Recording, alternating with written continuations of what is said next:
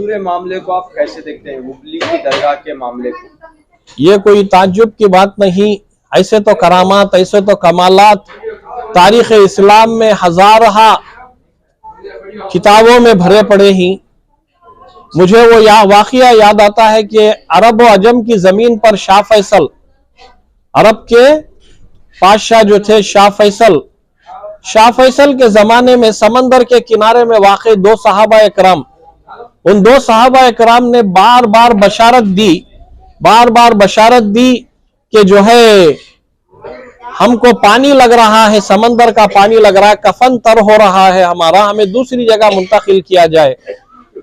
جب 7ویں مرتبہ خواب پڑا شاہ فیصل کو، تمام مفتیان وزام، تمام دنیا بھر کے علماء اکرام کو اکٹھا کر کے ان دونوں صحابہ اکرام کے جسم اطہر کو، جو 1400 سال کے بعد بھی تازہ تھا کفن اور جسم اطہر ان کا تازہ تھا، ان کو جو ہے نکال کر منتقل کیا۔ یہ زندہ کرامت ہے اسلام کی، صحابہ اکرام کے جسم اطہر کی۔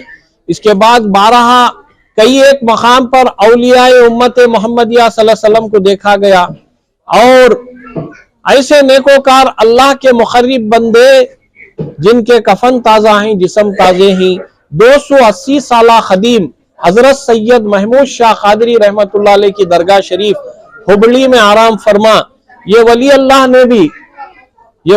نے بھی اپنی کرامت ظاہر کی۔ اللہ تبارک و تعالیٰ نے ان کو ظاہر کر دیا۔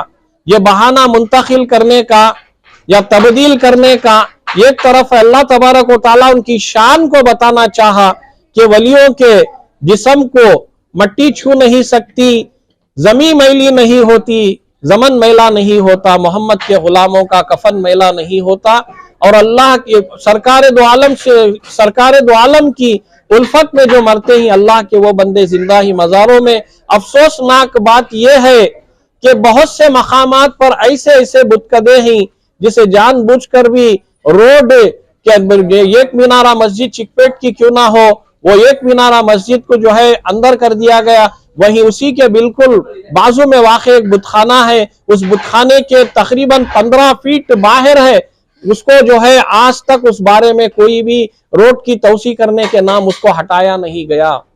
یہ بھی تو غور و فکر کرنے کی بات ہے۔ ملت اسلامیہ کے تمام دانشوران کو میں اپیل کر رہا ہوں، علماء کو، سادات کو، مشائقین کو، تمام کو بھی بتا رہا ہوں، یہ بھی تو بات ہے۔ بہت سے لوگ بتا رہے تھے کہ ہبلی کی درگاہ کے بالکل بازو میں اور بھی جگہ تھی دوسری، وہاں پر بھی کرنا چاہیے تھا، نہیں کیا۔ اگر کوئی عمارت ہے، گھر ہے، اسے ہٹا کر منہدم کر کے دوسری جگہ منتقل کیا جا سکتا ہے۔ جہاں پر اللہ کے ولی کو دفن کیا گیا وہاں سے نکال کر دوسری جگہ منتقل کرنا، یہ جو ہے ناقابل برداشت ہے۔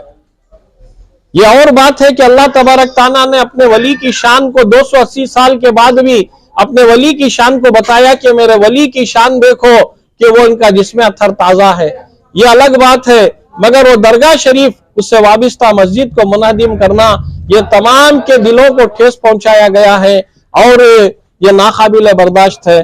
ہم لوگ اس کے لیے ذمہ دار جو بھی وہاں کے ذمہ دار ہیں، اراکین کمیٹی ہیں، وقف سے دارالاوقاف سے وابستہ جو بھی کمیٹیاں ہیں یا انجمنیں ہیں، کیوں یہ عوام الناس کے علم میں نہیں لے کر آئے؟ کی قانونی چارہ جائی قبل از وقت سے پہلے کیوں نہیں کیا؟ دارالاوقاف مجھے بہت ہی افسوس کے ساتھ کہنا پڑ رہا ہے، بی بی ایم پی کی اگر کوئی property, B B M P کا اگر کوئی کیا بھی ٹیکس نہیں بھرے تو جا کر بی بی ایم پی والے اسے B M T F Bangalore metropolitan task force بنا کر ہی اسے فوراً جا کر جو ہے سبق سکھاتی، پراپرٹی سیز کرتی یا پھر اس کے اوپر قانونی سخت کارروائی کرتی۔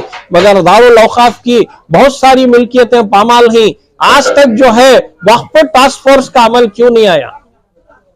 وقف ٹاسک فورس کا عمل کیوں نہیں آیا؟ بی بی ایم پی کے لیے بی ایم ٹی ایف ہے، کندایا علاقے کے لیے الگ فورس ہے، وقف ٹاسک فورس کیوں آج تک کا عمل میں نہیں آیا؟ کتنی ہزارہ پراپرٹیاں برباد ہوتی جا رہی ہیں۔ آئے دن جو ہے سننے میں آ رہا، کون کی ہوٹل کھڑا کر لیا وقف پراپرٹی پر، کون کی قبرستان کو قبضہ کر لیا، کون کی درگاہ کی جگہ میں قبضہ کر لیا، کون کی کچھ کر لیا، کیا کر رہی؟ اس کے سب ذمہ دار کون ہیں؟